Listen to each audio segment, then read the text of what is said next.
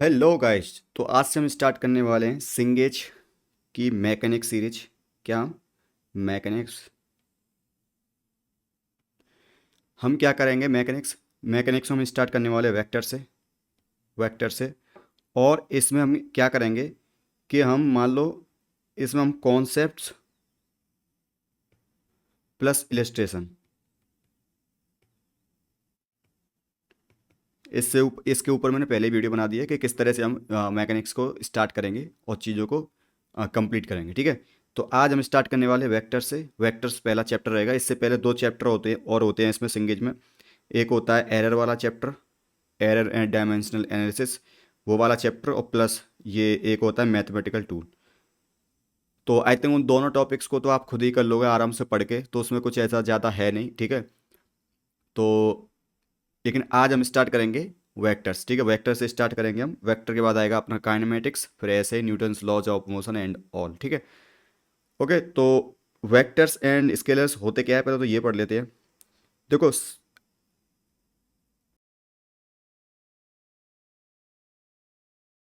certain physical quantities certain physical quantities are completely described by a numerical value alone।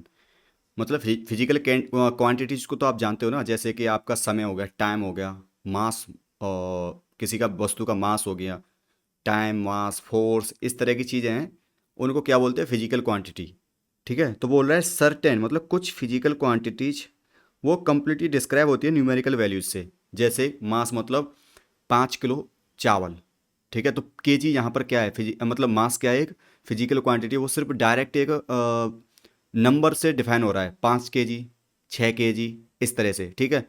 या फिर लोगों की संख्या, 4 लोग, 5 लोग, 6 लोग, ये एक न्यूमेरिकल वैल्यू से डिफाइन हो रही है। ठीक है। नंबर्स हो गए या फिर मास हुआ, ये क्या है? एक फिजिकल क्वांटिटी है जो कि सिर्फ न्यूमेरिकल वैल्यू से डिफाइन हो रही है। ठीक है। And are added according to ordinary rules of algebra. तो जैसे एलजेब्रा के ऑर्डिनरी रूल्स होते हैं उसी हिसाब से ऐड हो जाते हैं। ठीक है। As an example, the mass of system is described by that it is 5 kg। ठीक है।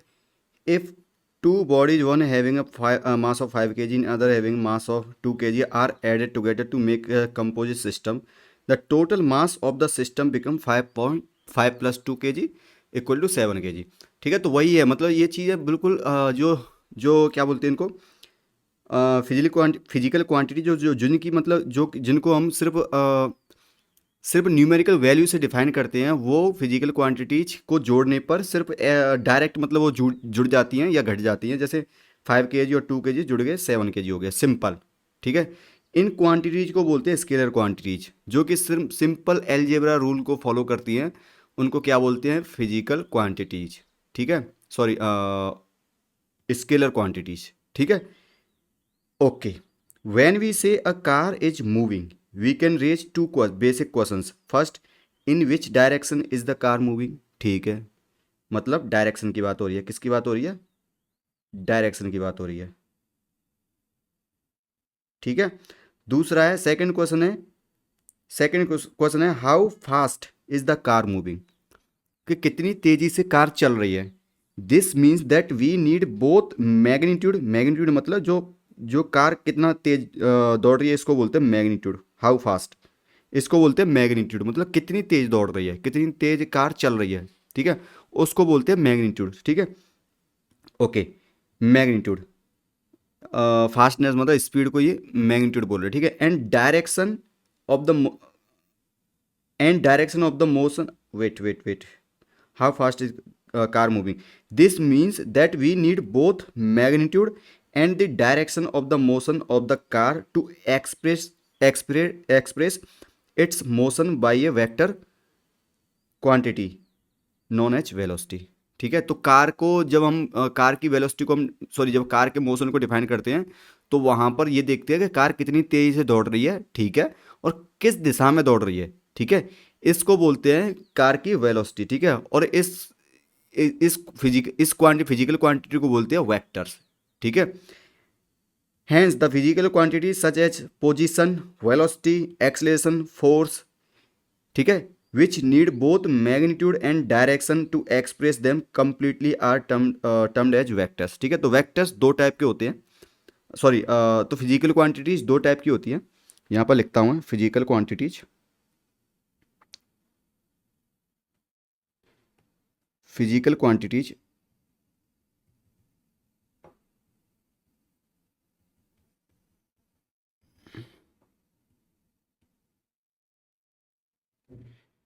ठीक है, physical quantities are of two types. ठीक है, वन इज स्केलर और वन सेकंड इज वेक्टर। एक और होती है टेंसर भी होती है, लेकिन वो आपके कोर्स में नहीं है तो कोई पढ़ने का कोई मतलब है नहीं, हम क्यों मतलब उसके बारे में बात करें जब आपके सिलेबस में नहीं है, कुछ नहीं है। आगे जब आप पढ़ो तो पढ़ लेना। ठीक है, तो इसके बारे में हम बात नहीं करेंगे। तो आपके कोर्स में फिजिकल क्वांटिटीज दो टाइप की होती है, वेक्ट स्केलर्स एंड वेक्टर्स। स्केलर्स क्या होती है, जिनमें ओनली मैग्नीट्यूड, ओनली मैग्नीट्यूड, ठीक है, मैग्नीट्यूड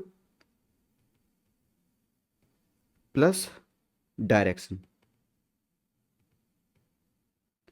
मतलब किस दिशा में वो फिजिकल क्वांटिटी लग रही है, फिजिकल क्वांटिटी है इस तरह से। ठीक है, तो उनको बोलते हैं vector quantity, vector physical quantity. ठीक है, और स्केलर्स ओनली मैग्नीट्यूड होता है। एग्जांपल ले लेते हैं, मास हो गया आपका, मास, और मास हो गया आपका टाइम। ठीक है, मास, टाइम, और भी हो सकती है जैसे कि मास, टाइम, नंबर्स, नंबर किसी भी चीज़ के नंबर्स, नंबर्स। ठीक है, पोटेंशियल, वैसे अभी पोटेंशियल आपको पता नहीं होगा, लेकिन हाँ चलो, एक फिजिकल क्वांटिटी होती है पोटेंशियल। वर्क, वर्क भी हो गया। ठीक है, वर्क हो गया। तो ये क्या है, फिजिकल क्वांटिटी क्या है, स्केलर्स, जिनको सिर्फ सिर्फ मैग्नीट्यूड से डिफाइन किया जाता है। और वेक्टर्स में एग्जांपल ले लेते हैं, पोजीशन, मतलब कोई पार्टिकल किस जगह पर रखा है। ठीक है, with respect to some point, with respect to some, जैसे कोई ये रेफरेंस पॉइंट है, ये रेफरेंस पॉइंट है ओ, तो इसके रेफरेंस में कोई पार्टिकल किस पोजीशन पर रखा है। ठीक है, ये पॉइंट है। तो मतलब ऐसे बोलते हैं ना कि जैसे आपके ऐसे बोलते हो, देखो मैं बताऊँ पोजीशन को कैसे डिफाइन कर सकते हो। जैसे आपने बोला कि मेरे घर में अलमारी की राइट साइड में कोई बॉक्स है, उसके अंदर ये रखा है। तो आपने उस चीज़ का पोजीशन डिफाइन कर दिया। तो ये पोजीशन आपने डिफाइन किया है, इसको क्या बोलते हैं कि वेक्टर क्वांटिटी बोलेंगे। ठीक है, इसमें एक मैग्नीट्यूड भी है, और मतलब मैग्नीट्यूड मतलब कितनी दूर है, और आपने डायरेक्शन भी बता दी कि इतनी दूर, और इस पॉइंट पर ऐसे जाओगे, ऐसे जाओगे, यहाँ पर पहुँच जाओगे। तो ये क्या है, एक पोजीशन, मतलब तुम डायरेक्शन भी दे रहे हो। ठीक है, तो उसको पोजीशन बोलेंगे। ठीक है, पोजीशन वेक्टर हो गया, पोजीशन वेक्टर बोलते हैं, पोजीशन वेक्टर। ठीक है, और एक है आपका पोजीशन वेक्टर से फिर आपका वेलोसिटी आता है, वेलोसिटी हो गया। ठीक है, एंड वेलोसिटी, वेलोसिटी से फिर हम एक्सलेशन भी निकाल सकते हैं एक्सलेशन, एक्सलेशन हो गया, फोर्स हो गया, फोर्स हो गया, मोमेंटम हो गया। तो ये क्या है, फिजिकल क्वांटिटी क्या है, ये वेक्टर क्वांटिटीज है। ठीक है, ओके,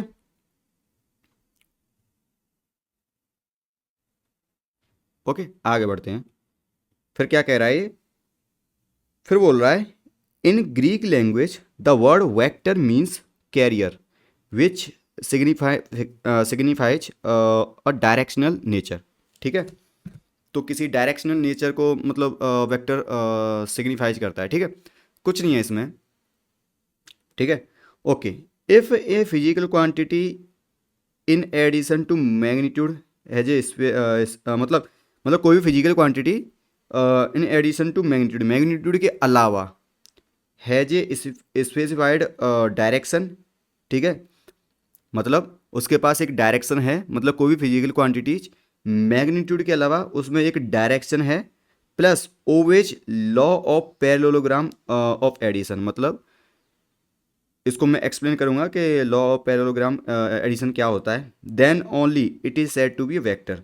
मतलब वैसे मैंने वेक्टर्स डिफाइन कर दिए हैं, लेकिन फिर भी बताना चाह रहा है वो कि वेक्टर्स को कंप्लीट, अगर वेक्टर्स को लिखना चाह रहे हो तो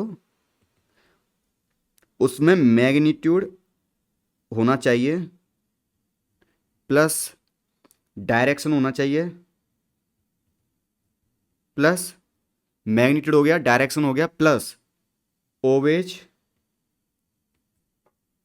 parallelogram parallelogram law law of addition. ठीक है, अभी बताएंगे क्या होता है। ठीक है, ओके। ये हो गया। मतलब वेक्टर को डिफाइन करने के लिए एक तो उसमें मैग्नीट्यूड होना चाहिए, मतलब कोई भी क्वांटिटी जिसमें मैग्नीट्यूड होना चाहिए, डायरेक्शन होना चाहिए, और ये वाला लॉ पैरेललोग्राम एडिशन लॉ को फॉलो करना चाहिए। ठीक है, उनको ही बोलते हैं हम वेक्टर क्वांटिटीज। क्या बोलते हैं उनको? Vector quantities. ठीक है, ये रही। ठीक है, ओके, इसको मार्क कर लेना, आपके लिए थोड़ा सा सही रहेगा। इंपॉर्टेंट पॉइंट है। ठीक है, ठीक है, ये वाला। दूसरा बोल रहा है, फिर बोल रहा है वो, if any of above conditions is not satisfied the physical quantity can not be vector. ठीक है, अगर इनके अलावा कोई भी कंडीशन सेटिस्फाई नहीं कर रही है तो फिजिकल क्वांटिटी क्या होगी? एक वेक्टर नहीं होगी। ठीक है, सिंपल। अब देखो, जैसे फिर बोल रहा है कि इफ़ और रुको, फिर बोल रहा है if a physical quantity is a vector it has a direction converse may or may but converse may or may not be true. ठीक है, ओके। तो मतलब कोई फिजिकल क्वांटिटी जिसमें वेक्टर भी मतलब कोई फिजिकल क्वांटिटी जो कि वेक्टर है, it has a direction but converse may or may not be true. मतलब कोई फिजिकल क्वांटिटी जिसके पास डायरेक्शन है वो वेक्टर नहीं हो सकती। इसका कहने का मतलब ये है, मतलब फिजिकल क्वांटिटी अगर कोई वेक्टर है तो वो उसमें डायरेक्शन तो होगी, मतलब डायरेक्शन होगा, मैग्नीट्यूड होगा, सब कुछ होगा। लेकिन किसी फिजिकल क्वांटिटी में डायरेक्शन है, वो जरूरी नहीं है कि वेक्टर हो। अब बताओ ऐसी कौन सी फिजिकल क्वांटिटी जिसके पास डायरेक्शन है लेकिन वो वेक्टर नहीं है? ठीक है, बताते हैं। वो है जैसे कि टाइम हो गया, प्रेशर हो गया, सरफेस टेंशन हो गया, करंट हो गया। ठीक है, तो जैसे आपने पढ़ा है फिजिकल क्वांटिटी में, मतलब आपने पढ़ा है कि टाइम की एक डायरेक्शन होती है, मतलब टाइम हमेशा प्रेजेंट से फ्यूचर की तरफ जाता है। ठीक है, पास्ट, प्रेजेंट, फ्यूचर। तो टाइम का फ्लो कैसे है? एक डायरेक्शन हो, मतलब वन डायरेक्शनल है ना। ये क्या है? टाइम। तो टाइम के पास ऐसी फिजिकल क्वांटिटी है जिसके पास डायरेक्शन है, लेकिन this is not a vector quantity. क्यों? क्योंकि ये आपके ये वाले लॉ को फॉलो नहीं करता है, पैरेललोग्राम लॉ को फॉलो नहीं करता है। ठीक है, ओके। क्यों नहीं करता है? नहीं करता है टाइम, ये थोड़ी अगर टाइम मतलब तुम, पैरेललोग्राम बताऊंगा मैं क्या होता है, लेकिन आप ये समझ लो कि इस वाले लॉ को फॉलो नहीं करता है। ठीक है, अभी आपको पैरेललोग्राम लॉ नहीं पता होगा तो, लेकिन मैं भी अभी जैसे जैसे आगे बढ़ेंगे बताएंगे। ठीक है, ओके। तो टाइम एक डायरेक्शनल क्वांटिटी है, फिजिकल क्वांटिटी है, जो कि वेक्टर नहीं है, वेक्टर नहीं है। ठीक है, जो कि एक वेक्टर क्वांटिटी नहीं है। ठीक है, ऐसे ही प्रेशर हो गया। प्रेशर भी तो लगता है ना, प्रेशर भी तो एक डायरेक्शन लगता है ना। जैसे मान लो आपने किसी वस्तु पर जैसे गुब्बारे को आप दबा रहे हो, तो प्रेशर इनवर्ड लगेगा ना, अंदर की साइड लगता है ना। ठीक है, जैसे आपने ये ले लिया, या फिर बलून है, ये मान लो बलून है। ठीक है, ये क्या है? बलून। तो इसमें जो प्रेशर लगेगा वो कैसे लग रहा होगा? दीवार पे ऐसे बाहर लग रहा होगा, इसकी वॉल पर, गैस के द्वारा इसकी वॉल पर प्रेशर कैसे लग रहा होगा? आउटवर्ड। तो प्रेशर में डायरेक्शन तो है, प्रेशर में डायरेक्शन तो है, लेकिन ये वेक्टर नहीं है। क्या नहीं है? Not a vector.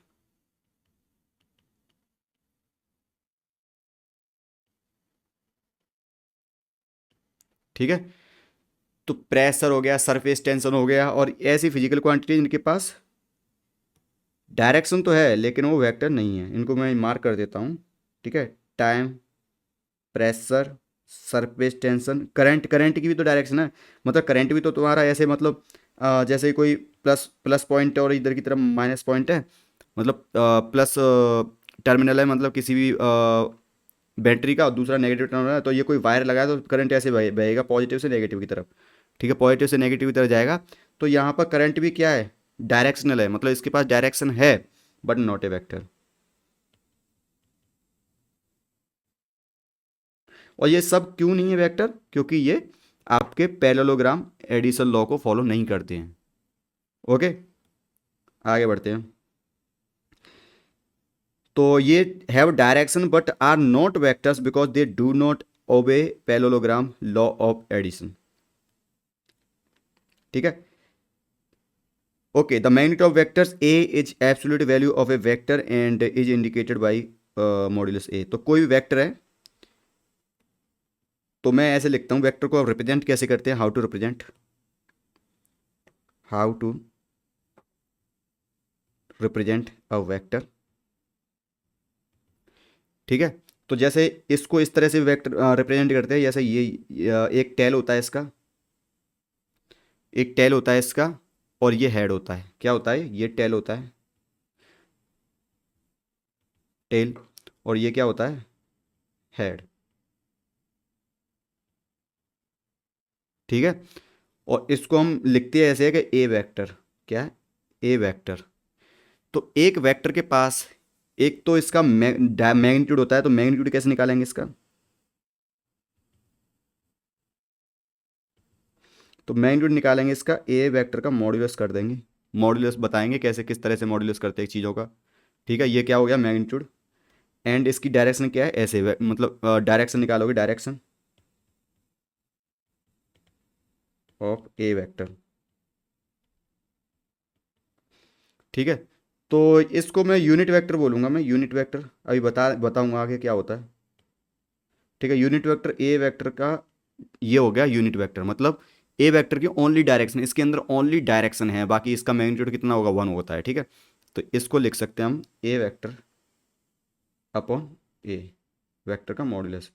तो कहने का मतलब ये है, कोई भी वेक्टर, कोई भी वेक्टर, उसके पास दो चीज़ें होती है, जैसे ए वेक्टर, इसके पास दो चीज़ें होती है, एक तो इसका मैग्नीट्यूड एंड एक इसकी डायरेक्शन ए कैप। ठीक है, और सही से लिखना चाहूँ तो इसको ऐसे लिख दूंगा, ए वेक्टर इक्वल टू ए, मतलब मैग्नीट्यूड को ए ही लिख देते हैं, इसको ए, ओनली ए से, मतलब इसके ऊपर कुछ नहीं, सिर्फ ए, और इसकी डायरेक्शन। ठीक है, तो ये हो गया मैग्नीट्यूड और डायरेक्शन के साथ वेक्टर को लिख दिया हमने, मैग्नीट्यूड ए और उसकी डायरेक्शन ए कैप। ठीक है, ओके, समझ में आ गया होगा आई थिंक। तो क्या बोल रहा है ये, तो वेक्टर क्वांटिटी जैसे डिस्प्लेसमेंट हो गया आपका, वेलोसिटी हो गया आपका, एक्सलेशन हो गया आपका, और फोर्स हो गया, बाकी मोमेंटम वगैरह ऐसी चीज़ें भी हैं। ठीक है, ओके। हाँ, रिप्रेजेंटेशन ऑफ वेक्टर मैंने बता ही दिया कि उसके पास एक टेल होती है, एक हेड होता है, इस तरह से, और जितना लंबा उसका, जितनी लंबा उसका ये वेक्टर होगा, जैसे मान लो दो वेक्टर हैं। ठीक है, एक ही डायरेक्शन में दो वेक्टर मान लो, एक ये रहा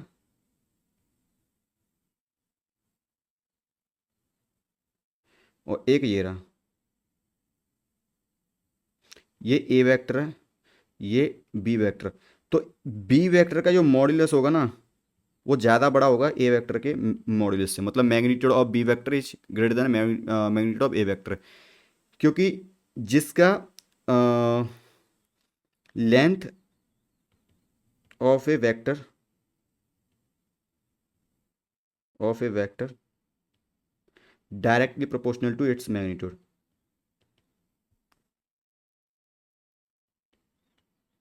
या magnitude is directly proportional to length of vector.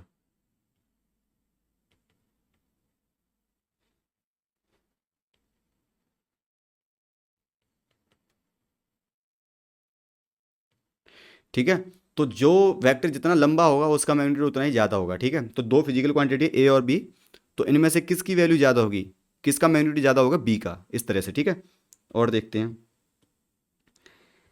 ठीक है, हाँ ठीक है, mathematical vector is represent by a, sometime it is represent by bold a, मतलब थोड़ा बोल्ड ए होता है, उसको भी वेक्टर क्वांटिटी से रिप्रेजेंट करते हैं बहुत जगह, मतलब जरूरी नहीं है ए ऐसे लिखें, हमेशा वेक्टर ऊपर लिखें, जरूरी नहीं है, सिंपल ए, एक बोल्ड अक्षरों में ए को लिख दो, तो भी ये एक वेक्टर की तरह ट्रीट करते हैं, ठीक है, मैथमेटिकल कैलकुलेशंस में, ठीक है। तो यहाँ पर कुछ इन्होंने बताया कि फिजिकल क्वांटिटी को किस तरह से यहाँ पर रिप्रेजेंट किया है। तो जैसे यहाँ पर ए क्वांटिटी है, ए वाली, ये वाला ए वाला वेक्टर है। तो मैं थोड़ा सा और सही से बता देता हूँ, जैसे एक्स वाई एक्सेज में थोड़ा सा इसको और अच्छे से एक्सप्लेन करता हूँ। जैसे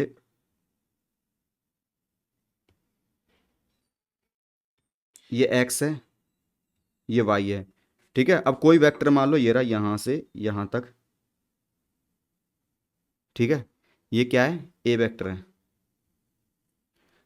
और इसकी जो लेंथ है मान लो कितनी है, 5 मीटर, कितनी लेंथ मान लो, आर मीटर मान लो, या ए मान लो, ए लेंथ है इसकी, ठीक है। तो इसको कैसे लिखेंगे हम, इसको रिप्रेजेंट करेंगे, मतलब एज मतलब ये 5 मीटर मान लो, और इसका एंगल एक्स एक्सिस से बनना है मान लो, ये बन रहा है एंगल 30 डिग्री। तो ऐसे बोलेंगे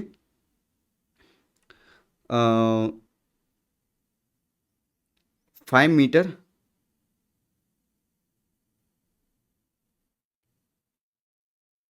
5 मीटर, मतलब ए का जो वो है रिप्रेजेंट कर रहे हैं ए को 5 मीटर, और एक्स एक्सिस से अ, ऐसे बोल सकते हैं ना, 5 मीटर मेकिंग मतलब making 30 degree angle with X axis, इस तरह से 5 metre making 30 degree with X axis, ऐसे समझ सकते हो। मतलब कहने का मतलब है, इसमें हमने दो चीज़ बता दी कि 5 मीटर कोई वेक्टर है और वो 30 डिग्री एंगल पर है विद एक्स एक्सिस, ठीक है, इस तरह से। अगर कोई वेक्टर दूसरा है मान लो यहाँ पर है, और वो इस तरह से मान लो, और ये 3 मीटर है मान लो, 3 मीटर, तो हम क्या बोलेंगे, इसको बोलेंगे कि 3 मीटर मेकिंग, अब ये एंगल देख रहे हो, ये मान लो टोटल एंगल कितना है, 135, making 135 angle with x axis, ठीक है, इस तरह से रिप्रेजेंट करते हैं। आगे और भी तरीके हैं रिप्रेजेंट करने के, लेकिन अभी ऐसे ही जनरल मतलब किस तरह से दिखाना है आपको, ठीक है। ओके, आगे बढ़ते हैं, ठीक है। कुछ इंपॉर्टेंट पॉइंट है अबाउट वेक्टर्स। पहला इंपॉर्टेंट पॉइंट है इक्वालिटी ऑफ टू वेक्टर्स, ठीक है। For many purposes two vectors A and B may be defined to be equal if they have same magnitude and if they point in the same direction, ठीक है। तो कोई दो vector हैं मान लो, यहाँ पर ही लिख देता हूँ, मान लो एक वेक्टर ये रहा, और एक वेक्टर ये रहा,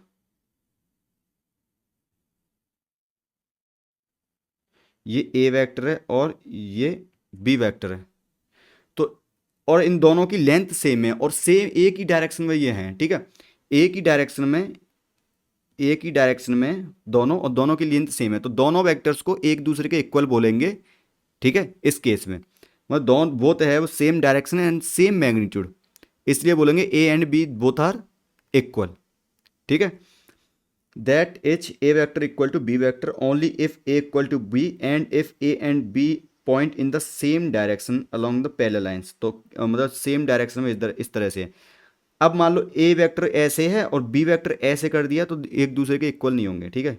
ए वेक्टर ऐसे है और बी वेक्टर ऐसे कर दिया तो एक दूसरे के इक्वल नहीं होंगे, ठीक है। ओके, तो ये तो हो गया, यहाँ पर क्या हो गया, ये a vector equal to B vector जब पैरेलल है और दोनों इक्वल हैं। अब दूसरा केस लेता हूं मैं, जैसे मान लो सी वेक्टर ऐसे और सेम इसके जस्ट अपोजिट में डी वेक्टर, और दोनों का मैग्नीट्यूड सेम है, मतलब दोनों की लेंथ सेम है, तो यहां पर भी बोलूंगा मैं सी vector equal to minus d vector, ठीक है। दोनों इक्वल हैं लेकिन अपोजिट डायरेक्शन, इसका मतलब है, इसका मतलब ए और B both are equal and in one directional, ठीक है, समझ में आ रहा है। मतलब इस तरह से अगर लिख दिया तो ए और B both are equal and in one direction. यहां पर अगर ऐसे लिख दिया इसका मतलब है c and d are equal in magnitude but in opposite direction, ठीक है, एंटी पैरेलल। यहां पर क्या है पैरेलल और यहां पर क्या बोलेंगे एंटी पैरेलल, ओके। तो देखिए यहाँ पर जैसे इस डायग्राम में दे रखा है, यहाँ पर एक वेक्टर ये दे रखा है, ये दे रखा है, ये दे रखा है, ये दे रखा है। अब यहाँ पर देखो सारे वेक्टर्स एक ही पैरेलल हैं, सारे वेक्टर पैरेलल हैं, और सबकी लेंथ है वो इक्वल है, इसलिए बोलेंगे कि सारे वेक्टर जो हैं ये 1 2 3 4 ये सब वेक्टर क्या है, इक्वल हैं। ठीक है, सारे वेक्टर एक दूसरे के इक्वल हैं। ठीक है। और ठीक है, अब यहाँ पर ऐसे दे सकते हो कि अगर मैं इस वेक्टर को मान लो इधर की तरफ यहाँ पर ले जाऊं, पैरेलल ले जाना है मेरे को इधर की तरफ, तो भी वेक्टर वो सेम ही रहेगा। तो ये प्रॉपर्टी क्या रहेगी, मतलब इस वेक्टर को या इस वेक्टर को आगे या पीछे कहीं भी ले जाऊंगा, मतलब इस वेक्टर को मान लो इधर बना दिया मैंने, इस वेक्टर को मान लो यहाँ कर दिया मैंने, तो भी ये सब रहेंगे क्या, रहेंगे इक्वल रहेंगे। तो ये प्रॉपर्टी है ना, this property allow us to move a vector to a position parallel to itself, parallel मतलब पैरेलल टू इटसेल्फ, या तो इधर या इधर। ठीक है, itself in a diagram without affecting the vector. तो बिना affecting a vector we can move this vector parallel to the parallel to itself, या तो आगे ले सकते हैं या पीछे ले जा सकते हैं, कहीं भी ले जा सकते हैं, लेकिन ऐसे ही रहेगा, एक ही डायरेक्शन रहेगा, और मैग्नीट्यूड भी सेम रहेगा। ठीक है। ठीक है। ओके। तो अभी आगे बढ़ते हैं। नेक्स्ट बोल रहा है कि angle between two vectors means smaller of two angles between, क्या है ये, छोड़ो रुको दो मैं बताता हूँ। एंगल के बारे में बोल रहा है कि जैसे दो वेक्टर्स हैं,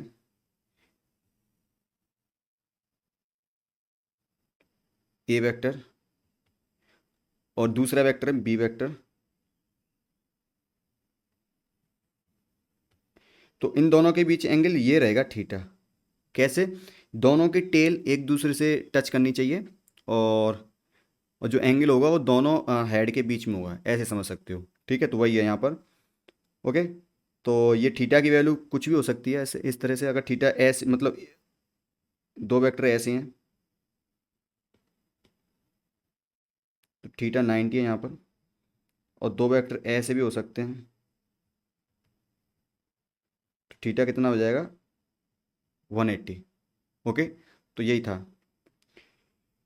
multiplying a vector with a positive number lambda gives a vector B, new vector B, जो कि कितना होगा, B equal to lambda A vector, मतलब ए में कोई कांस्टेंट लेमडा का मल्टीप्लाई कर दिया, पॉजिटिव कांस्टेंट है। ठीक है, पॉजिटिव कांस्टेंट लेमडा का मल्टीप्लाई कर दिया, तो नया वेक्टर बी वेक्टर आएगा, वो हो जाएगा लेमडा ए वेक्टर। ठीक है, whose magnitude is changed by factor lambda.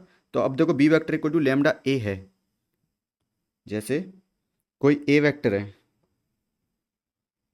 ठीक है, अब मैंने क्या किया कि इसको मैंने लेमडा से मल्टीप्लाई कर दिया, तो एक नया वेक्टर हो जाएगा लेमडा ए वेक्टर। ठीक है, जिसको मैं बोल रहा हूँ बी वेक्टर। ठीक है, अब बी वेक्टर का मैग्नीट्यूड बताओ कितना हो जाएगा भाई, बी वेक्टर का मैग्नीट्यूड हो जाएगा लेमडा ए वेक्टर का मैग्नीट्यूड। ठीक है, तो ये हो जाएगा, लेमडा तो कांस्टेंट है, बाहर आ जाएगा, तो लेमडा ए वेक्टर। तो यहाँ देखोगे कि जो बी वेक्टर, न्यू वेक्टर जो बी वेक्टर होगा, जो कि लेमडा ए वेक्टर होगा, उसका मैग्नीट्यूड होगा वो लेमडा टाइम्स पुराने वेक्टर का मैग्नीट्यूड, इस तरह से। ठीक है। Okay, but the direction is same as of the A vector. तो यहाँ पर देखोगे कि बी वेक्टर और ए वेक्टर दोनों की डायरेक्शन क्या है, सेम रहेंगी। बी वेक्टर क्या है, लेमडा ए वेक्टर, तो यहाँ पर जो ए वेक्टर की डायरेक्शन होगी वो बी वेक्टर की होगी, क्योंकि ये लेमडा क्या पॉजिटिव है। ठीक है, तो अगर लेमडा पॉजिटिव है तो ए वेक्टर की डायरेक्शन, मान लो ए वेक्टर ऐसे है, और लेमडा टाइम्स ए वेक्टर कितना हो जाएगा, ऐसे हो जाएगा बस, ऐसे,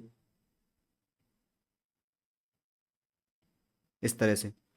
तो यहाँ दोनों में देखोगे डिफरेंस क्या है, कि सिर्फ मैग्नीट्यूड चेंज हुआ है और बाकी डायरेक्शन दोनों की सेम रहेगी। ठीक है, अब बोल रहा है वो दूसरे में बोलेगा वो, कि मान लो नेगेटिव लेमडा से मल्टीप्लाई कर दिया तो क्या होगा, तो मैग्नीट्यूड तो सेम रहेगा भाई, सॉरी मैग्नीट्यूड तो इस तरह से निकालेंगे, जो कि minus lambda A equal to lambda A vector का मॉडुलस, इस तरह से निकालेंगे। तो यहाँ पर देखोगे कि जो मैग्नीट्यूड, तो जो इसका केस था वो सेम रहेगा मैग्नीट्यूड दोनों का, लेकिन अब की बार डायरेक्शन चेंज हो जाएगी। तो मान लो लेमडा ए ऐसे है, सॉरी ए ऐसे है, तो लेमडा भी ऐसे हो जाएगा, मतलब बड़ा वेक्टर लेमडा माइनस लेमडा ए। ठीक है, मतलब ए वेक्टर के अपोजिट माइनस लगा दिया ना, तो माइनस ए वेक्टर हो गया ना, तो माइनस ए, तो ए वेक्टर के अपोजिट, और ये लैम्बडा ए है तो लैम्बडा की वजह से इसका जो लेंथ बढ़ जाएगी इस तरह से। तो यहाँ पर इस केस में क्या था, दोनों वेक्टर पैरेलल, और इधर क्या हो जाएगा, एंटी।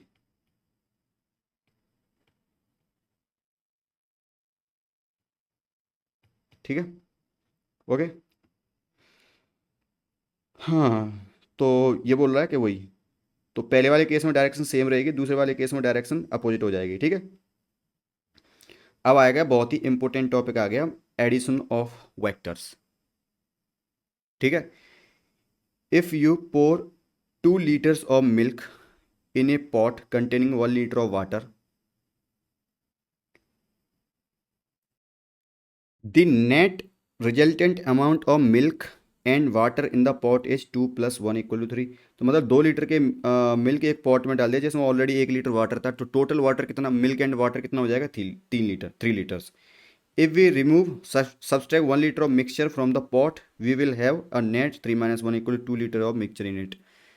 तो ये 2 लीटर और ये 1 लीटर जो भी है वाटर है, ये क्या है, एक तरह से स्केलर क्वांटिटी है, तो इनको मतलब इनको ऐड करना सब्सट्रैक्ट करना बहुत ही ईजी है, सिंपल नंबर्स के फॉर्म में सब्सट्रैक्ट ऐड कर सकते हो।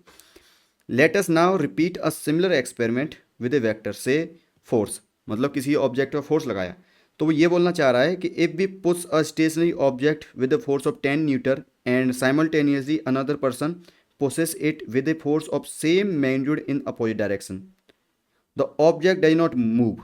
इसका मतलब ऑब्जेक्ट पर नेट फोर्स कितना है, zero. Object does not move, इसका मतलब है ऑब्जेक्ट पर नेट फोर्स कितना है, zero. That is that is because the net force acting on the object is zero, but according to scalar addition it should be 10 + 10 = 20 newton. Hence, vectors cannot be operated like scalars. The vectors of a different algebra which is known as vector algebra। देखो क्या कहना चाह रहा है, तो जैसे हमने ये कोई लिक्विड था 1 लीटर, 2 लीटर था, और कोई पॉट था इसमें ऑलरेडी पानी था 1 लीटर, तो इन दोनों को ऐड किया तो ये 3 लीटर होगा। सिंपल सिंपल मैथमेटिक्स है यहाँ पर। ठीक है, लेकिन वहीं अगर हम किसी ऑब्जेक्ट पर यहाँ पर फोर्स लगाया, किसी ने फोर्स लगाया, मान लो किसी ऑब्जेक्ट पर, इस तरह से ये ऑब्जेक्ट है, इस पर लगाया इसने, मान लो 10 न्यूटन इधर से लगाया, 10 न्यूटन इधर से लगाया। ठीक है, तो अगर देखा जाए तो आप सोचोगे स्केलर के इसका हिसाब से, अकॉर्डिंग टू स्केलर, ये 10 + 10 = 2 न्यूटन, 2 न्यूटन हो जाएगा इस ब्लॉक पर, तो ये 20 न्यूटन 20 न्यूटन हो जाएगा। तो ये 20 न्यूटन से ज़्यादा तेज जाना चाहिए, क्योंकि ये 10 न्यूटन लग रहा था, अब की बार 20 न्यूटन होगा तो ब्लॉक तेज जाना चाहिए, लेकिन ऐसा नहीं होता है। यहाँ पर वेक्टर क्वांटिटी है क्योंकि फोर्स, तो यहाँ पर 10 न्यूटन इधर लग रहा है, 10 न्यूटन इधर लग रहा है, तो इस पर नेट फोर्स कितना हो जाएगा, वेक्टर के अकॉर्डिंग 10 न्यूटन - 10 न्यूटन = 0 न्यूटन। तो ब्लॉक पर कितना नेट फोर्स है, जीरो, इसलिए it will not move in any direction, तो यहीं पर स्टेबल रखा रहेगा क्योंकि नेट फोर्स कितना है, जीरो। ओके, फिर बोल रहा है कि हाँ, नोटिस दैट कि ए वेक्टर प्लस बी वेक्टर, दो वेक्टर्स को जोड़ना, मतलब दो वेक्टर्स को जोड़ना is different from a plus b equal to c. मतलब जैसे नंबर्स जोड़ते हैं ना, जैसे नंबर जोड़ते हैं, जैसे वेक्टर जोड़ते हैं, A vector plus B vector जो भी जोड़ रहे हो, ये डिफरेंट होता है अगर इनको ही, मतलब this is different than A plus B. मतलब ए मतलब कोई नंबर जोड़ दिया, 4 + 5, 4 + 5 ये नंबर्स हैं, इनको जोड़ना और वेक्टर्स को जोड़ना बिल्कुल डिफरेंट होता है। अब किस तरह से वेक्टर्स को जोड़ते हैं, नंबर्स तो पता है हमें, 4 + 5 = 9, इस तरह से जोड़ देंगे, लेकिन वेक्टर्स को किस तरह से जोड़ेंगे, तो इसके लिए बहुत सारे थ्योरम होते हैं। ठीक है, तो चलो पढ़ते हैं। एक होता है triangle law of vector addition, triangle law of vector addition, तो बताते हैं इसको, सिंपल भाषा में समझाता हूँ मैं। स्टेप 1 है, ज़्यादा आपको दिमाग नहीं लगाना है। स्टेप 1 है, draw a vector A and B with proper length and direction.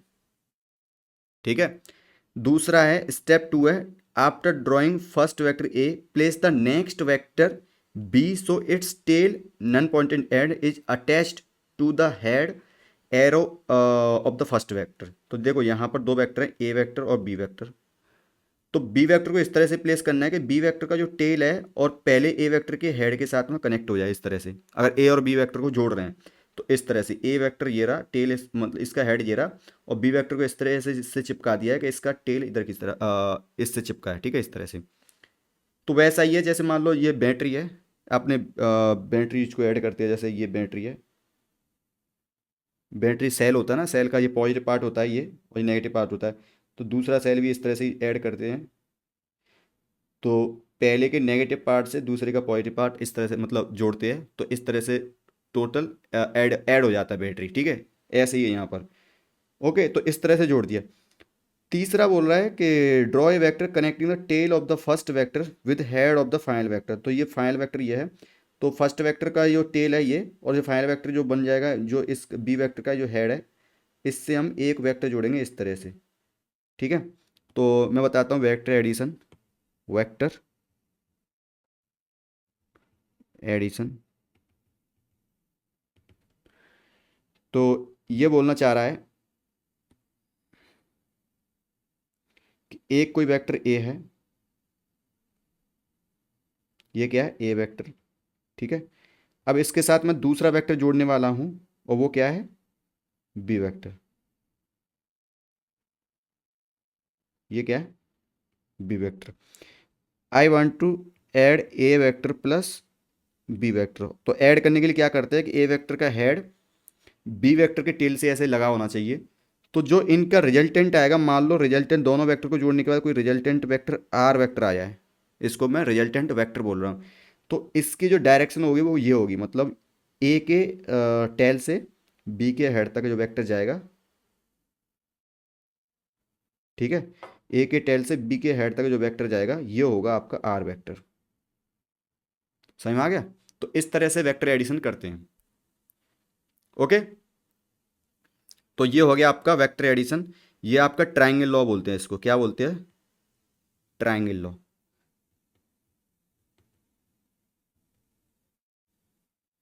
Of vector addition.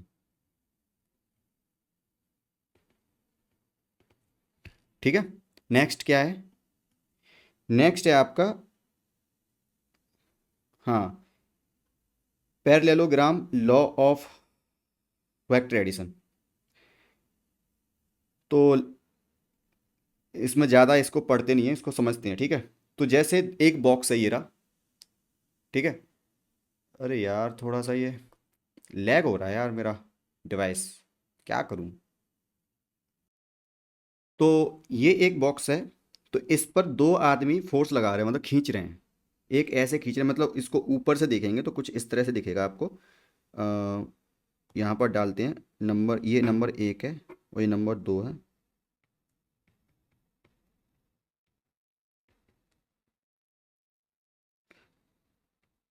Vector addition लो, ठीक है। अब जैसे कोई एक बॉक्स है ये रहा यहाँ पर,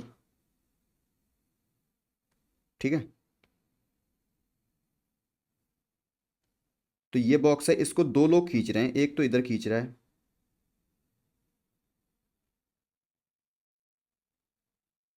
ठीक है, एक इस तरह से खींच रहा है, मान लो एक इंसान इस तरह से खींच रहा है और फोर्स लगा रहा है F1 वेक्टर, ठीक है। दूसरा इधर खींच रहा है, फोर्स लगा रहा है इस पर F2 वेक्टर, ठीक है। ओके, तो हमने क्या किया कि अब इन दोनों का रिजल्टेंट निकालना है, मतलब वही F1 वेक्टर F2 वेक्टर का टोटल क्या होगा, मतलब दोनों को जोड़ने के बाद इस पर नेट इस पर कितना फोर्स लग रहा है वो निकालना है। तो इसके लिए क्या करते हैं कि नेट निकालने के लिए, तो इसके लिए क्या करेंगे हम कि जो ये लाइन है ना, इसके जस्ट, क्योंकि देखो वेक्टर को, इस वेक्टर को मैं, इस वेक्टर को मैं कहीं भी ले जा सकता हूँ, इस वेक्टर को मैं कहीं भी ले जा सकता हूँ पैरेलल लाइन में, पैरेलल लाइन में यहाँ भी ले जा सकता हूँ। लेकिन जैसे मैंने बताया था ना, मूव करना मतलब वेक्टर्स को इस तरह से मूव कर सकते हैं, लेकिन दोनों का जो वेक्टर है उनकी लेंथ सेम रहनी चाहिए और पैरेलल रहनी चाहिए। तो इस वेक्टर को मैं इधर भी ले जा सकता हूँ, इस वेक्टर को मैं ये मेन वेक्टर है आपका, ये मेन वेक्टर है, इसको मैं ऐसे भी ले जा सकता हूँ। तो सबकी लाइन लेकिन सेम रहनी चाहिए, मतलब लेंथ सबकी सेम रहनी चाहिए।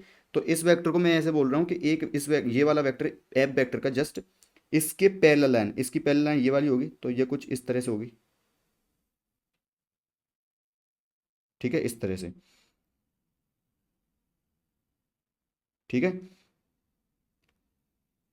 तो ये जो, अगर ये एफ वेक्टर है, ये F2 वेक्टर, तो ये भी क्या रहेगा आपका F2 वेक्टर, क्योंकि दोनों एक दूसरे के क्या है, पैरेलल हैं। दोनों एक दूसरे के पैरेलल और सेम लेंथ है। आप देखोगे कि यहाँ से लेके यहाँ तक की जो लेंथ होगी वो सेम होगी यहाँ से लेके यहाँ तक की लेंथ। ठीक है, अब ऐसे देख सकते हो कि अब डायरेक्ट ऐसे देखो, F1 vector plus F2 vector, यही तो करना है हमको, हमें तो यही निकालना है ना, F1 vector plus F2 vector, ये निकालना है हमको। तो अब देखोगे कि F1 वेक्टर का जो हेड है वो F2 वेक्टर के टेल से लगा हुआ है, देखो टेल से लगा हुआ है ना, तो टेल से लगाया है तो F2 यहाँ तक जा रहा है। तो जो नेट रिजल्टेंट वेक्टर आएगा वो क्या होगा आपका, नेट रिजल्टेंट वेक्टर जो होगा आपका ये वाला होगा, जो इसको इससे दूसरे वाले वेक्टर के हेड से टच करे, इस तरह से। ठीक है, और इसको बोल रहा हूँ मैं एफ वेक्टर। ठीक है, इस तरह से हम जोड़ सकते हैं, पैरेललोग्राम वेक्टर एडिशन बोलते हैं इसको। पैरेललोग्राम इसलिए बोलते हैं कि आपने ये देखा होगा, तो ये एफ वेक्टर क्या इसको वेक्टर फॉर्म में लिखेंगे तो ये क्या हो जाएगा, एफ वेक्टर के बराबर। ठीक है, पैरेललोग्राम वेक्टर एडिशन इसलिए बोलते हैं कि आप देखो ये पैरेललोग्राम होता है ना, अगर आपको इसको ध्यान से देखो, अगर इस वाले वेक्टर को भी, इस वाले वेक्टर को भी इस तरह से बना सकता हूँ। ठीक है, ये क्या होगा आपका F1 वेक्टर। तो दोनों तरफ से देख सकते हो कि यहाँ से देखोगे F2 वेक्टर, ये इस तरह से यहाँ तक F2 वेक्टर, और इसके हेड से दूसरे का टेल जुड़ा हुआ है F1 वेक्टर का, और इसके जो पहले वाले वेक्टर का, सॉरी यहाँ पर ये इस तरह से आएगा, पहले वाले वेक्टर के टेल से एक वेक्टर सीधा जा रहा है F1 वेक्टर के हेड तक, तो उसके बराबर होगा ये F2 vector plus F1 vector. तो इस तरह से देख सकते हो। तो पैरेललोग्राम वेक्टर एडिशन इसलिए बोलते हैं, कोई आप देखोगे ना ये पूरा सिस्टम आपका, ये पूरा सिस्टम एक पैरेललोग्राम बन रहा है, दिख रहा है, इसलिए बोलते हैं इसको पैरेललोग्राम वेक्टर एडिशन। ठीक है, आगे बढ़ते हैं। आगे क्या बोल रहा है वो, सब्सट्रैक्शन ऑफ वेक्टर। ओके, तो अब पढ़ेंगे हम subtraction of vectors. The subtraction of one vector from another vector is based on the following fact that when a vector is multiplied by -1 the magnitude of the vector remains the same but the direction of vector is reversed. I think इसको ज़्यादा theory में ज़्यादा चक्कर में नहीं पड़ते, हम सीधा काम की बात करते हैं। तो वेक्टर को हम सब्सट्रैक्शन करना है, सब्सट्रैक्शन ऑफ ए वेक्टर। ठीक है, ओके।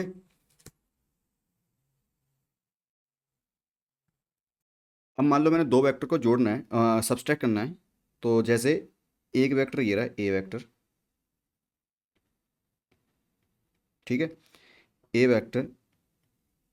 अब ए वेक्टर में से मैंने दूसरे वेक्टर वी बी वेक्टर को घटाना है, मान लो सब्सट्रैक्ट करना है।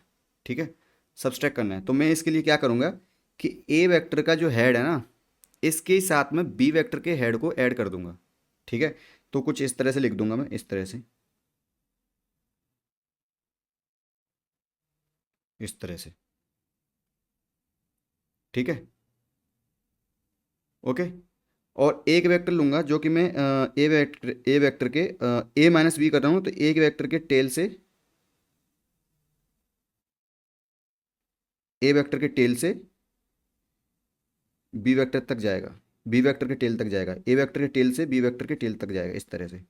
थोड़ा देख लो किस तरह से कर रहा हूँ। ठीक है, इस तरह से। तो ये जो वेक्टर आएगा ना, ये वाला वेक्टर, इसको बोल रहा हूँ मान लो आर वेक्टर, सब्सट्रैक्शन के बाद में। ठीक है, तो अब आप एक तरह से ये देखो कि एक वेक्टर आर वेक्टर है, कि वही इसमें वो मत लगाओ, आप सब्सट्रैक्शन वाला रूल मत लगाओ। ये देख लो कि जो अभी हमने किया था, वेक्टर एडिशन किया था, कि आर वेक्टर देखो, आर वेक्टर का ये टेल है ना, टेल से आर वेक्टर का हेड तक गया, उसके हेड से एक वेक्टर बी वेक्टर ऐसे आया, ये क्या है, बी वेक्टर है, बी वेक्टर ऐसे आया।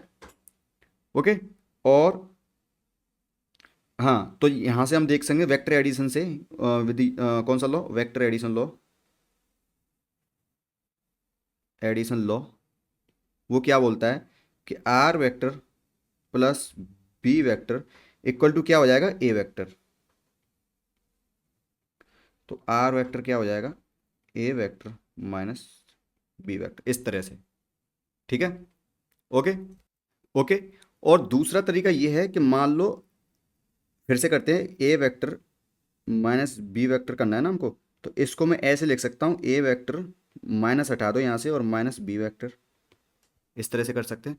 B vector minus B vector को मैं सी वेक्टर ले रहा हूँ, A vector plus C vector.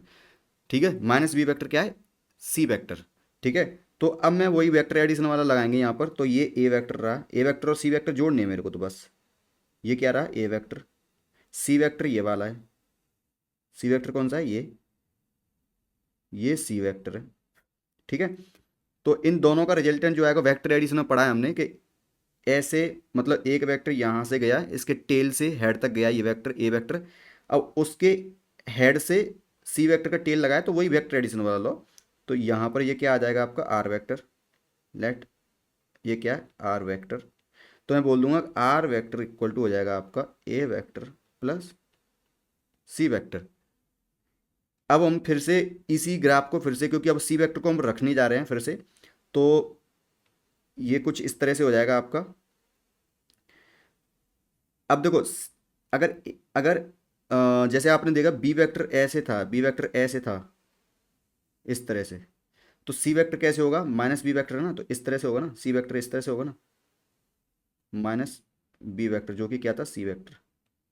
तो सी वेक्टर ऐसे होगा ना, मतलब बी वेक्टर ही रहेगा, लेकिन बी वेक्टर के अपोजिट डायरेक्शन में एंटी पैरेलल होगा सी वेक्टर। ठीक है, ओके। तो यहां पर देखोगे आप, इसको मैं ऐसे लिख सकता हूं मैं, अरे यार लैग हो रहा है यार मेरा पीसी, क्या करूं यार, बड़ी दिक्कत है। ओके, तो थोड़ी क्वालिटी कम करनी पड़ी मेरे को, ठीक है चलेगा। तो यहाँ पर देखो, इसको मैं फिर से लिखने वाला हूँ, फिर से इस तरह से बनाने वाला हूँ, तो ये आपका ए वेक्टर हो जाएगा,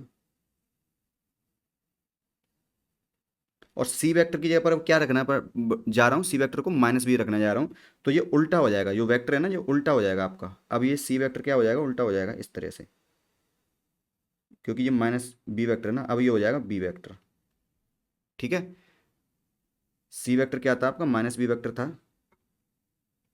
अब सी वेक्टर ऐसे है तो माइनस बी वेक्टर आपका उल्टा हो जाएगा, मतलब माइनस सी वेक्टर मतलब माइनस बी वेक्टर ऐसे है, तो बी का उल्टा मतलब पॉजिटिव बी वेक्टर किधर होगा, इधर की तरफ होगा, इस तरह से, और आर इस तरह से ही रहेगा, इस तरह से, आर तो वही है ना, इस तरह से। ठीक है, तो अब यहाँ पर आप देख सकते हो, इसको मैं इधर लिखूंगा, तो ये हो जाएगा R vector equal to A vector minus B vector, C की जगह पर क्या हो गया, माइनस बी वेक्टर। तो ये इसका रिप्रेजेंटेशन रहेगा इसका। ठीक है,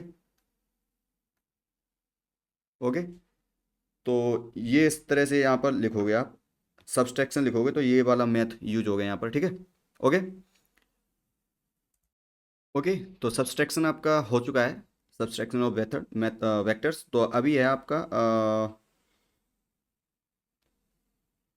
polygon law of vector addition, इसको भी कर लेते हैं। तो जैसे, मतलब बहुत सारी साइड्स हैं किसी पॉलीजन की, एक ये रही, ए बी सी डी इस तरह से हैं, तो इन सब को जोड़ने के बाद में, मतलब सारे दो तीन जितनी भी साइड्स हैं, तो इनको जब जोड़ोगे, तो पहले वेक्टर के टेल से दूसरे वेक्टर का जो लास्ट वाले वेक्टर का जो हेड होगा, वो वाला जो वेक्टर आएगा रिजल्टेंट वेक्टर, वो क्या होगा।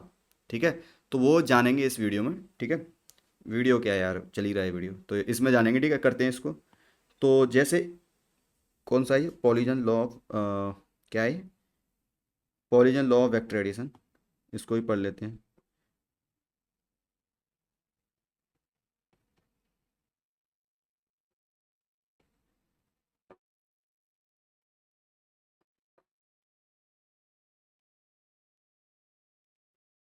Polygon law of vector addition. ठीक है,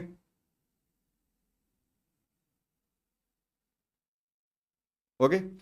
तो जैसे ये कोई एक वेक्टर ए है, ये रहा, इसको इधर बनाता हूँ, एक वेक्टर ए है ये रहा, और एक वेक्टर ऐसे ही दूसरा वेक्टर ये गया है, ये रहा बी वेक्टर, कोई वेक्टर सी है, इस तरह से, ठीक है। और एक वेक्टर डी है मान लो, ये रहा। ऐसे बहुत सारे हो सकते हैं, ठीक है। तो इन सब का मान लो जो रिजल्टेंट आएगा पहले वेक्टर के टेल से दूसरे वेक्टर लास्ट वाले वेक्टर के हेड तक जो आएगा, मान लो ये आर वेक्टर है, क्या ये आर वेक्टर, ये है are vector.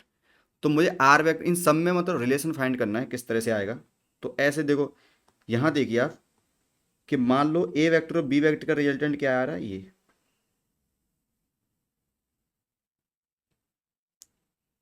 Are one vector. और मान लो आर वन वेक्टर और सी वेक्टर, देखो आर वन वेक्टर ये और सी वेक्टर, इसका रिजल्टेंट आ रहा है मान लो ये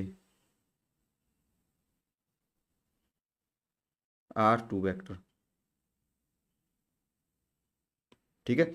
अब आर टू वेक्टर और डी वेक्टर, इनका रिजल्टेंट कौन सा आएगा, आर वेक्टर। तो मैं लिख सकता हूँ अकॉर्डिंग टू वेक्टर जो ट्रायंगल लॉ है उसके हिसाब से कि ए vector plus B vector equal to हो जाएगा आपका आर वन वेक्टर। सिंपल, कुछ है ही नहीं इसमें, ठीक है। फिर R one vector plus C vector equal to हो जाएगा आपका आर टू वेक्टर, ओके। फिर है R two vector plus D vector हो जाएगा आपका आर वेक्टर। देखो ये ट्रायंगल लॉ लग गया, एक ये रहा ट्रायंगल, जैसे यहाँ पर a vector plus B vector equal to ये हो जाएगा r one vector, are one vector plus C vector ये हो जाएगा आर टू वेक्टर, ठीक है, दिख रहा है। फिर R two vector plus D vector ये हो जाएगा आपका आर वन आर वेक्टर, ठीक है। सबको जोड़ दो, सबको जोड़ दो। तो ए vector plus B vector plus सी वेक्टर, इधर आर टू से आर टू वेक्टर कट जाएगा, आर वन वेक्टर से उधर आर वन वेक्टर कट जाएगा, इधर आर बचेगा, ठीक है। तो ए vector plus B vector plus C vector plus D vector equal to हो जाएगा आर वेक्टर। तो इस सब के लिए अलाउ वो है, वैलिड है। बहुत सारे वेक्टर जितने भी एन एन वेक्टर्स होंगे तो सब जोड़ दोगे आप, सब वेक्टर्स को ऐसे जोड़ना है, लेकिन इस तरह से जोड़ना है मतलब सबका, जैसे यहाँ पर देख रहे हो ए का हेड दूसरे के टेल से चिपका है, दूसरे के टेल से, दूसरे का हेड नेक्स्ट के टेल से चिपका है, इसका हेड इसके बाद वाले के टेल से चिपका है, इस तरह से ऐसे ऐड करते जाना है। तब होगा R vector equal to A vector plus B vector plus C vector plus D vector, ठीक है। अगर मान लो ये बी वेक्टर उल्टा है, बी वेक्टर उल्टा है, तो इसके अपोजिट में एक सी वेक्टर लेके चलेंगे तो ये बी वेक्टर ये उल्टा है इसलिए यहाँ पर माइनस हो जाएगा, सिंपल, ठीक है। और बाकी सब ऐसे ही रहेगा, ओके। ओके, तो अब पढ़ेंगे some properties of vector addition, commutative law of addition, ठीक है। तो when two vectors are added sum is independent of the order of addition, this property which can be seen from geometric construction in figure is known as commutative law of addition। मतलब कहने का मतलब ये है कि अगर a plus B को जोड़ रहे हो तो वो b प्लस ए भी हो जाएगा, तो ये कम्यूटेटिव प्रॉपर्टी बोलते हैं, ठीक है, ओके। तो एडिशन में क्या होता है कि ए और बी वेक्टर को जोड़ोगे तो B vector plus A vector भी हो सकता है, ठीक है। जैसे यहाँ पर आप देख सकते हो, जैसे ए वेक्टर को ए से जोड़ा, ये तो हमने उसमें ही पढ़ा था ना, ये तो हमने इसमें भी देख लिया था। देखो यहाँ पर देखो, यहाँ पर देखा था ना हमने पॉलीजन वेक्टर एडिशन लॉ में। तो यहाँ पर देखोगे कि एफ वन पहले वाले केस में यहाँ पर देखोगे F one vector plus F two vector क्या हो रहा था, कैपिटल एफ। और वहीं यहाँ देखोगे कि F two vector plus F one vector भी क्या हो रहा था, कैपिटल एफ। तो इन दोनों से देख सकते हो कि F one vector plus F two vector equal to F two vector plus F one vector. तो इसको बोलते हैं कम्यूटेटिव लॉ, कम्यूटेटिव लॉ, ठीक है, प्रॉपर्टी जो भी है, ओके। तो वो सेम है यहाँ पर, जैसे ए वेक्टर ये रहा, ए वेक्टर ये रहा, बी वेक्टर ये रहा। तो ए वेक्टर के पैरेलल ये वेक्टर हो सकता है सेम, बी वेक्टर के पैरेलल ये वेक्टर बी सेम रहेंगे, दोनों वेक्टर बी वेक्टर ये बी वेक्टर सेम रहेंगे, और ए वेक्टर ये ए वेक्टर सेम रहेंगे। तो मान लो ए वेक्टर और बी वेक्टर रिजल्टेंट इधर की डायरेक्शन में क्या आ रहा है, आर। अब आप देखोगे कि ये B vector plus A vector का इनका भी रिजल्टेंट क्या आएगा, वही आर आएगा। तो ये क्या है, कम्यूटेटिव लॉ ऑफ एडिशन, ठीक है, ओके। नेक्स्ट है associative law of addition, associative law of addition, ठीक है। तो जैसे ए वेक्टर और प्लस है बी वेक्टर प्लस सी वेक्टर, तो इसको मैं इस तरह से भी लिख सकता हूँ, ए वेक्टर प्लस बी को पहले जोड़ दो देन सी वेक्टर, मतलब ए वेक्टर में जोड़ना है बी और सी का दोनों का रिजल्टेंट। या फिर आप ऐसे कर लो, ए वेक्टर और प्लस बी वेक्टर का रिजल्टेंट निकाल लो कुछ, उसको सी के साथ ऐड कर दो, ठीक है। तो दोनों एक दूसरे के इक्वल रहेंगे। ओके, तो इसको हम, आई थिंक इसको हम कर भी सकते हैं। तो जैसे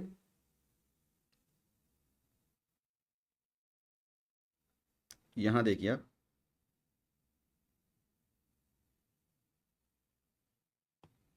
जैसे ये बोलना चाह रहा है कि ए vector plus B vector plus सी वेक्टर जो होगा वो होगा a vector plus B vector plus C vector. इसको थोड़ा सा और सही से करके देखते हैं कि ए वेक्टर में जोड़ना है बी और सी का रिजल्टेंट। तो जैसे ए कोई वेक्टर है, मान लो ए वेक्टर, ये बी वेक्टर है और ये सी वेक्टर है, ये ए बी वेक्टर और ये सी वेक्टर है। इन दोनों का रिजल्टेंट क्या आएगा भाई, ये मान लो ये आ रहा है, मान लो आर वेक्टर। तो यहाँ लिख दूंगा मैं R vector equal to B vector plus C vector, ठीक है। तो ये ए प्लस आर वेक्टर हो जाएगा, ए प्लस आर वेक्टर, ये हो जाएगा इस तरह से, मतलब इसको मैं लिख सकता हूँ A vector plus R vector. Okay, ठीक है। दूसरा ये है कि ए वेक्टर और बी वेक्टर दोनों को जोड़ दिया मैंने। हाँ, और इसमें मान लो एक वेक्टर और जोड़ना है, मतलब आर वेक्टर में जोड़ना है, फिर ए वेक्टर प्लस आर करना है ना। तो आर वेक्टर में जोड़ना है मान लो कोई एक और वेक्टर, जैसे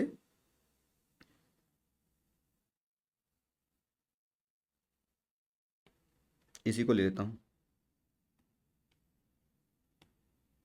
कॉपी, इधर ही कर देता हूँ, ठीक है, पेस्ट। अब बोल रहा है कि ए वेक्टर में ही आर वेक्टर जोड़ना है। तो ए वेक्टर में आर वेक्टर जोड़ने के लिए क्या करने पे, R vector plus A vector कर देंगे यहाँ पर, इस तरह से मान लो ये क्या हो गया आपका ए वेक्टर, ठीक है। आर वेक्टर में ए वेक्टर जोड़ रहे हैं ना इस तरह से। तो जो इनका रिजल्टेंट आएगा, मान लो ये वाला जो रिजल्टेंट आएगा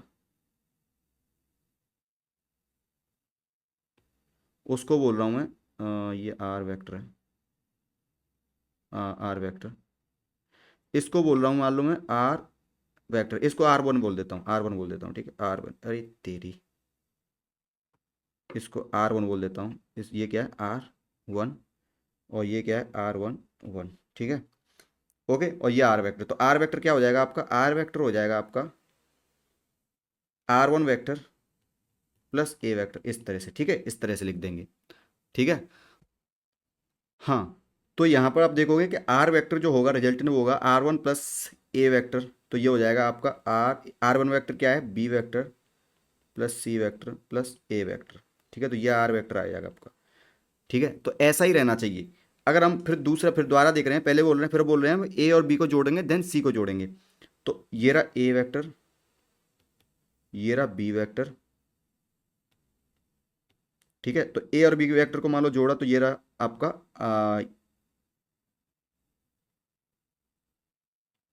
are one vector, are one नहीं हो, इसको आर टू बोल देते हैं, आर टू वेक्टर।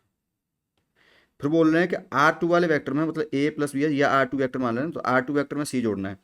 तो ये रहा आर टू में सी जोड़ना है, मान लो सी, ये रहा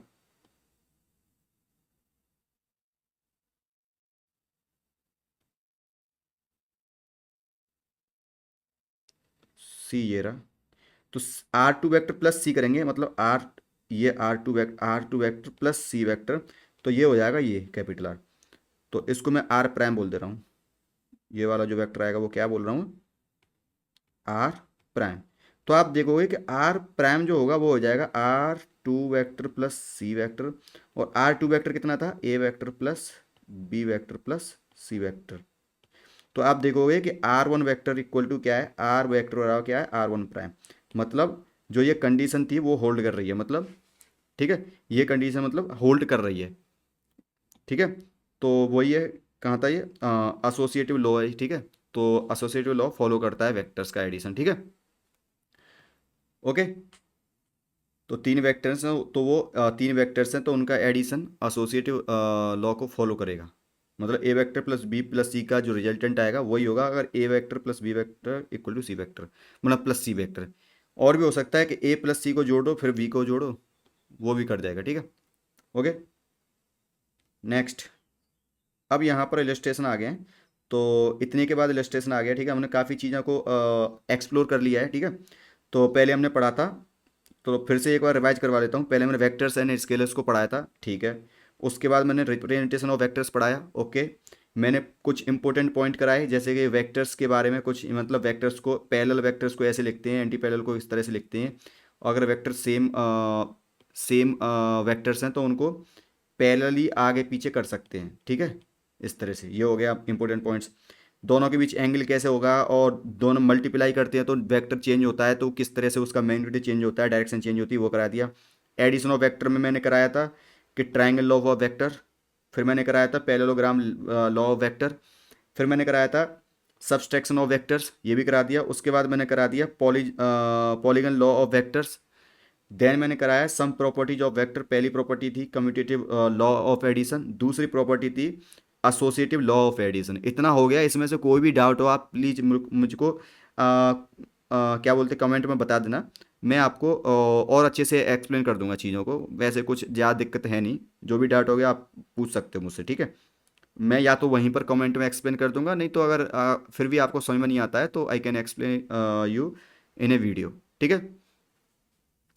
नेक्स्ट पढ़ेंगे हम इलस्ट्रेशंस, ठीक है। तो इसमें शायद वन एक ही इलस्ट्रेशन है अभी तक यहाँ में, तो एक ही इलस्ट्रेशन है इस वाले में। फिर बाद में कहीं पर आएंगे इलस्ट्रेशन, जैसे फिर बाद में ये vector addition by analytical method, ये कुछ अलग मेथड्स हैं तो इसमें आएंगे, ठीक है, इलस्ट्रेशंस। ओके, तो इसमें आपका इलस्ट्रेशन है 3.1, जो भी ऊपर पढ़ा है उसका इलस्ट्रेशन है 3.1, ठीक है। तो इसमें जो भी ऊपर पढ़ा है वो सारे कॉन्सेप्ट इसमें यूज होने वाले हैं, ओके। तो इसको ध्यान से समझना। तो मैं ऐसे ही कराता हूँ, पहले कॉन्सेप्ट कराता हूँ, पहले कॉन्सेप्ट कराता हूँ, उसके बाद में आपका इलस्ट्रेशन कराता हूँ। तो इससे जो कॉन्सेप्ट अभी तक पढ़ा था वो सारा यूज हो जाएगा नीचे वाले क्वेश्चंस में, तो इससे आपका कॉन्सेप्ट कॉन्सेप्ट बिल्डिंग अच्छे से होती है। इसके बाद इलस्ट्रेशन के बाद में सेम, बाद में कुछ एप्लीकेशन एग्जाम्स होते हैं, सॉरी एग्जाम्पल्स होते हैं, मतलब एक्सरसाइज होती है। तो इनको लगा लोगे तो आपका कॉन्सेप्ट बिल्डिंग पूरी कंप्लीटली हो जाएगी। तो यही करना है आपको। मैं कॉन्सेप्ट कराऊंगा, फुल इलस्ट्रेशन कराऊंगा, उसके बाद में वीडियो देखने के बाद में अच्छे से, तो आपको ये ट्राई करनी है ये वाली। अगर ये हो जाते तो अच्छी बात है, नहीं होते तो मैं करा ही दूंगा बाद में, ठीक है। ओके, तो अभी करते हैं इस क्वेश्चन को। तो क्वेश्चन है, a car is moving around car is moving around a circular track with a constant speed v of 20 meter per second as shown in figure. At different times the car is at a b and c respectively. Different different time पर car A B C points पर होती है। Find the velocity change in velocity पूछा है, ठीक है, from A to c, मतलब सी पर वेलोसिटी माइनस ए पर वेलोसिटी, ये पूछा है चेंज, ठीक है। फ्रॉम ए टू बी, ए से चला था और बी तक पहुंचा, तो इन दोनों की वेलोसिटी में डिफरेंस पूछा है, तो बी की वेलोसिटी माइनस ए की वेलोसिटी, ये चेंज हो जाएगा, ठीक है, ये पूछा है। ओके, करते हैं।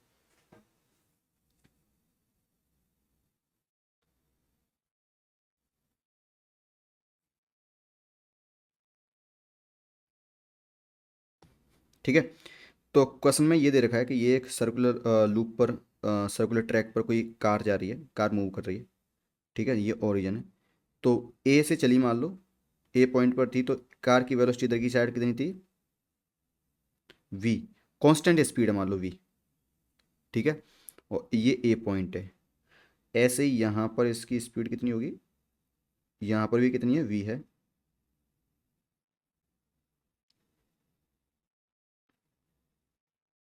वी बी पॉइंट पर, और सी पॉइंट पर कितनी है, सी पॉइंट पर भी सेम ही है,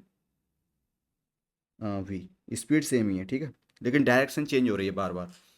स्पीड सेम है, मतलब कांस्टेंट कांस्टेंट स्पीड है, लेकिन चेंज हो रही है डायरेक्शन बार बार, ठीक है। तो मतलब वेलोसिटी इसकी चेंज हो रही है, लेकिन स्पीड सेम है। स्पीड मतलब मैग्नीट्यूड होता है, जो वेलोसिटी होती है उसका मैग्नीट्यूड होता है, ठीक है। मैग्नीट्यूड तो सेम ही है, लेकिन स्पीड डायरेक्शन चेंज हो रही है, इसलिए इसका वेलोसिटी चेंज हो रहा है, ठीक है। ओके, तो एक चीज़ बताओ, वी ए वेक्टर क्या लिखा हूँ, वी ए मतलब वी पॉइंट पर वेलोसिटी में चेंज पूछा है ना, चेंज इन वेलोसिटी पूछा ना, तो वी ए वेक्टर मतलब ए पॉइंट ऑफ वेलोसिटी क्या हो जाएगी, ये वी इसका मैग्नीट्यूड हो गया, और किधर डायरेक्शन में ये, मतलब जो ये वी है, जो कांस्टेंट स्पीड है, ये मैग्नीट्यूड है, ठीक है, क्या है, वेलोसिटी का या जो स्पीड का मैग्नीट्यूड है। तो ये जो वी ए वेक्टर लिखेंगे, किसी वेक्टर को लिखेंगे तो वी ए वेक्टर हो जाएगा इसका मैग्नीट्यूड एंड इट्स इसकी डायरेक्शन। तो ये आप देखो, अगर एक्स वाई जेड प्लेन में देखूं, तो एक्स वाई प्लेन में देखूं तो ये इधर की तरफ है, ठीक है, पॉजिटिव एक्स डायरेक्शन में, तो इसलिए बोल रहा हूँ इसको एक्स कैप। एक्स कैप का मतलब है पॉजिटिव एक्स डायरेक्शन में। एक्स एक्स कैप की सिर्फ, एक्स कैप बताता है यूनिट वेक्टर है, ये बताता है कि ये सिर्फ एक्स डायरेक्शन में। समझ में आया? ओके। तो ओके, अब वी वी बताओ मुझे, तो वी वी हो जाएगा आपका वी, बी वेक्टर हो जाएगा आपका वी, वी हो गया इसका मैग्नीट्यूड, एंड डायरेक्शन किधर है, इसके नीचे की तरफ माइनस वाई डायरेक्शन में, तो ये हो गया माइनस वाई कैप। ओके। ऐसे ही वी सी हो जाएगा आपका, वी सी वेक्टर हो जाएगा आपका, मतलब सी पॉइंट पर वेक्टर हो जाएगा इसका वी, और किधर है ये, इधर की तरफ है नेगेटिव एक्स डायरेक्शन में, तो नेगेटिव एक्स कैप। वो पूछा है क्वेश्चन में, क्वेश्चन में पूछा है कि change in velocity from A to C, तो मतलब ए से चल के सी पर आया तो चेंज इन वेलोसिटी कितना हो जाएगा, delta V A to c, मतलब ए से चल के सी पर आया, तो ये होता है वी फाइनल माइनस इनिशियल होता है, मतलब चेंज इन वेलोसिटी क्या होता है, अरे चेंज इन वेलोसिटी होता है V final minus V initial, मतलब एंड की वेलोसिटी माइनस पहली वेलोसिटी, इस तरह से, ठीक है। तो चेंज इन वी मतलब वी ए सी में चेंज आएगा V C minus vector form में, ये वेक्टर वी होगा, ठीक है, vector V C minus V ए,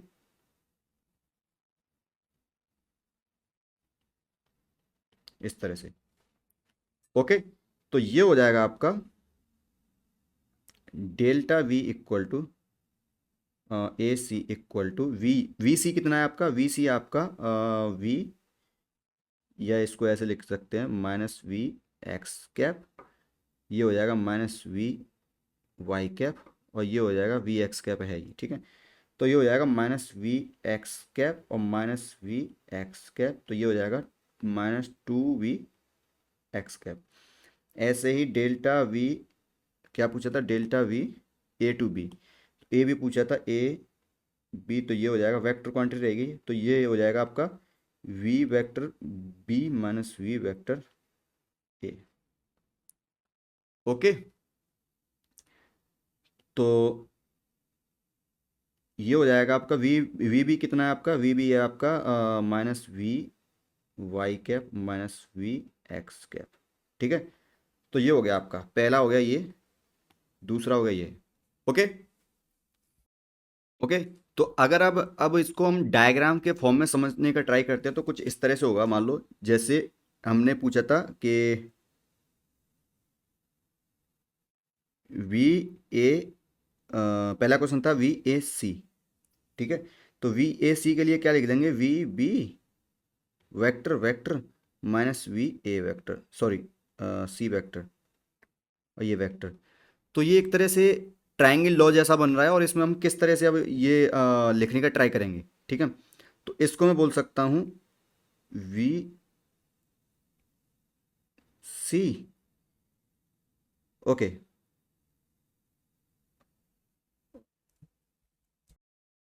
तो वी सी कैसे लिखेंगे, तो वी सी आपका ये था कुछ अ,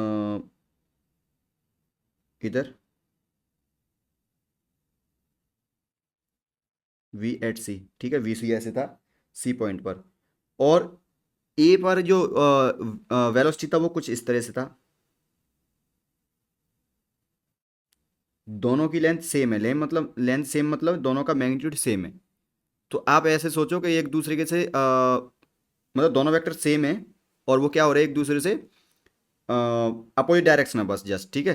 अब वी सी में से वी ए घटा रहा हूँ, या फिर ऐसे बोलूँ कि वी सी में ए जोड़ रहा हूँ, मतलब माइनस वी ए कर दो, ठीक है, मतलब कि वी सी वेक्टर में माइनस वी ए वेक्टर जोड़ रहा हूँ, इसका मतलब ये है कि ये वाला अगर वी सी वेक्टर है, ये वाला वी ए वेक्टर का माइनस कितना हो जाएगा, ये वी सी वेक्टर है, ये वी सी वेक्टर है, ठीक है, और वी ए जो वी वी वी ए है, इसका माइनस वेक्टर कितना किधर हो जाएगा, इधर, ऐसे दोनों की लेंथ सेम रहेगी। ठीक है, अब दोनों को एक साथ एडिशन कर रहा हूँ ना, तो एडिशन करने के लिए यह क्या हो जाएगा, दोनों को एक ही डायरेक्शन में जोड़ना है। जैसे ये वी सी है तो इसी के साथ में मतलब इसको यो वी है था, ये वी सी था, ये वी ए था, दोनों के मैग्नीट्यूड सेम था। अब मुझे ऐड करना है दोनों को, तो कैसे करते हैं एडिशन में, V C plus V A करना है, तो इसके हेड से इसका टेल जोड़ देंगे वी ए वेक्टर का, तो वी ए वेक्टर। ठीक है, इस तरह से। ओके, यही तो करना है ना। तो नेट रिजल्टेंट वेक्टर आएगा जो क्या होगा, आर वेक्टर होगा। वो कैसे होगा, यहाँ से लेके यहाँ तक, मतलब पहले वाले के हेड से लेके दूसरे वाले के टेल तक, ये वाला क्या होगा, आर वेक्टर। ठीक है, इस तरह से आएगा, या इसको मैं ऐसे बोलूँ कि इस तरह से लिख सकता हूँ मैं इसको, इस तरह से आर वेक्टर। ठीक है, तो यहाँ से हटा देता हूँ इसको फिर, इसको कैसे हटाऊँ फिर, हाँ। तो नेट जो रिजल्टेंट वेक्टर आएगा जो पहले के टेल से दूसरे के हेड तक जाएगा, net resultant vector R vector.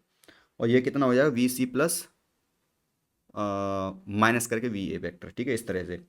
तो ये हो गया आपका नेट रिजल्टेंट वेक्टर, इधर की तरफ आएगा, इधर से। ठीक है, नेगेटिव एक्स डायरेक्शन में, जो कि कितना था, minus two V X cap, या फिर two V X cap.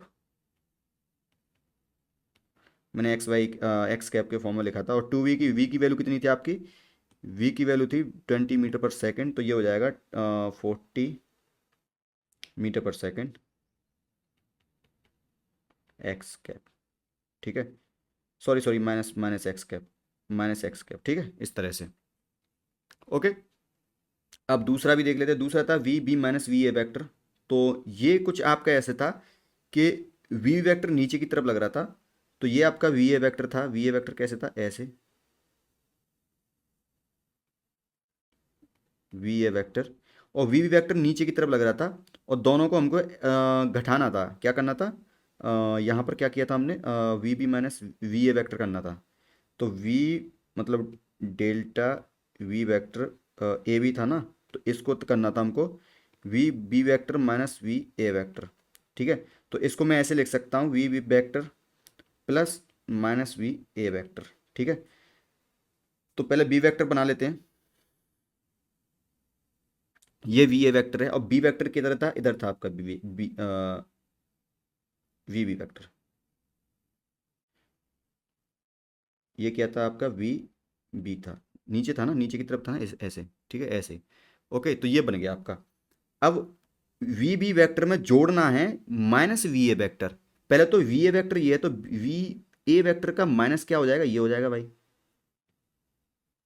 Minus क्या हो जाएगा इसका, ये हो जाएगा, ये क्या हो जाएगा, माइनस वी ए वेक्टर। ठीक है, अब इसको जोड़ना है, माइनस वी ए वेक्टर को जोड़ना है। इस वाले वेक्टर को अगर बी के साथ जोड़ना है, तो इसका मतलब ये है कि इसमें मैं वी वेक्टर में माइनस वी ए वेक्टर को जोड़ना है, तो इसका जो टेल है ना, इसके हेड से लगा दूंगा, ये रहा।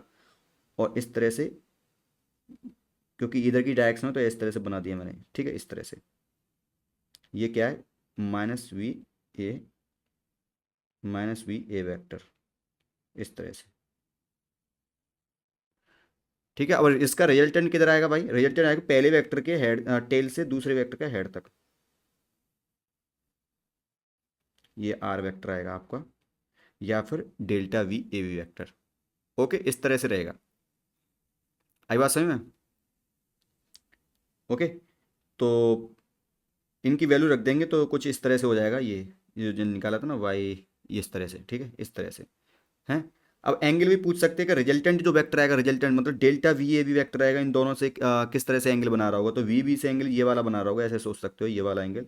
वैसे क्वेश्चन में पूछा नहीं है, तो मैं बस जस्ट बता दूँ, थीटा एंगल।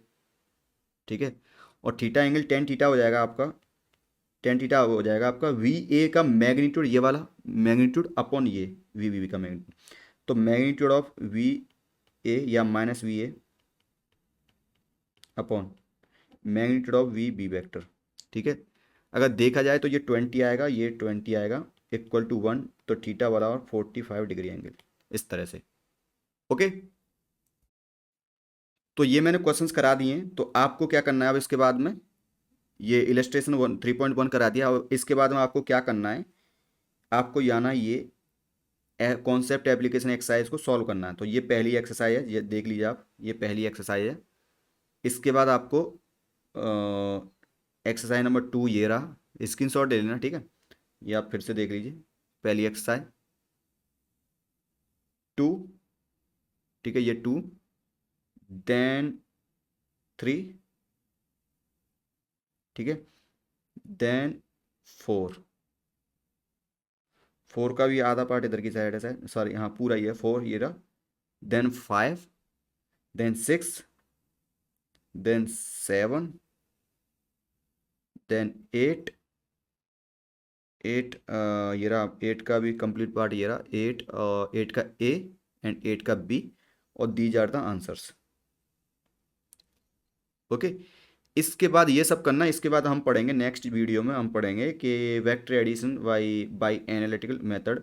तो इससे हम एंगल वेंगल क्या होता है, रिजल्टेंट वेक्टर का एंगल वगैरह कैसे निकालते हैं, वो सब हम नेक्स्ट वीडियो में जानेंगे। काफ़ी अच्छा, वहाँ से काफ़ी अच्छा इंपॉर्टेंट चीज़ें मिलेंगी आपको। अभी तक तो सिर्फ वेक्टर सम और ये सब, मतलब वेक्टर्स के साथ कैसे खेला जाता है, एडिशन कैसे किया जाता है, सब्सट्रैक्शन कैसे किया जाता है। नेक्स्ट मेथड में, नेक्स्ट जो आएगा उसमें हम मतलब वो ऐसा रहेगा कि न्यूमेरिकल्स वगैरह में हेल्प करेगा वो टॉपिक, ठीक है। तो नेक्स्ट वीडियो में आप फिर से आना।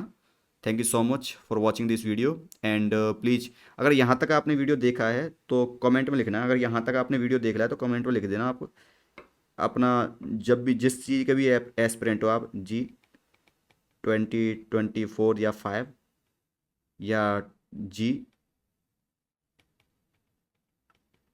G2026, इस तरह से लिख दोगे तो मुझे लगेगा कि आपने पूरा वीडियो देखा है, तो थोड़ा सा मोटिवेशन मिलेगा मुझे और वीडियो बनाने का, ठीक है।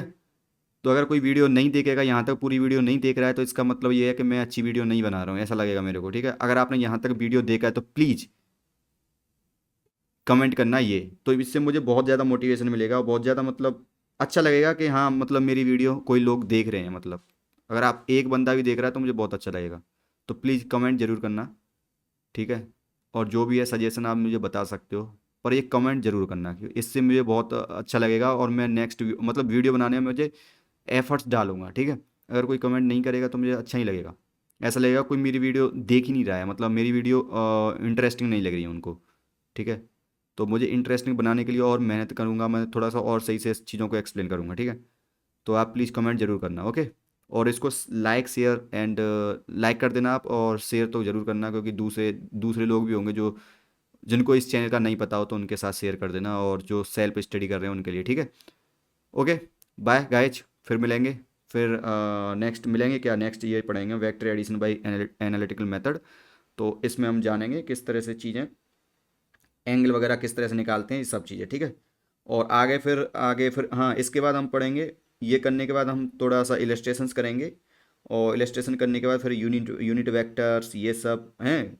कंपोनेंट ऑफ वेक्टर्स कैसे निकालते हैं, कंपोनेंट ऑफ वेक्टर बहुत ज़रूरी है, ये हमारा मतलब पूरा फिजिक्स इस पर बेस्ड है, ठीक है। तो ये करेंगे हम। उसके बाद हम करेंगे उसके बाद और भी चीज़ें हैं, जैसे कंपोनेंट ऑफ वेक्टर्स हो गया, वेक्टर एडिशन नहीं, vector multiplication, dot product and cross product, ये आएंगे, ठीक है।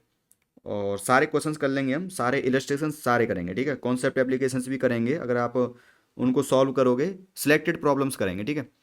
तो जो आपसे नहीं होगा उनको करेंगे, ठीक है। ओके, पोजीशन वेक्टर क्या होता है, पोजीशन वेक्टर से वेलोसिटी निकालते हैं, ये सब बहुत इंपॉर्टेंट टॉपिक्स हैं, ठीक है। डिस्प्लेसमेंट वेक्टर क्या होता है, ठीक है। Okay guys, and product of two vectors, ये सारे इंपॉर्टेंट टॉपिक्स हैं, इंपॉर्टेंट चीज़ें हैं। तो आपको इनको मतलब अगर आपको आगे फिजिक्स पढ़ना है, मतलब काइनेमेटिक्स वगैरह पढ़ना है, जो भी पढ़ना है, तो ये बहुत ज़रूरी है आपके लिए, ठीक है। इन सबको जानना, वेक्टर्स के बारे में जानना, मतलब आपको फिजिक्स की विजुलाइजेशन होने लगेगी, ठीक है। समझ में ज़्यादा अच्छे से आने लगेगी। Okay, okay guys, byes byes बोल रहा हूँ, क्या दिमाग ख़राब हो गया है। Okay guy, okay guys, bye.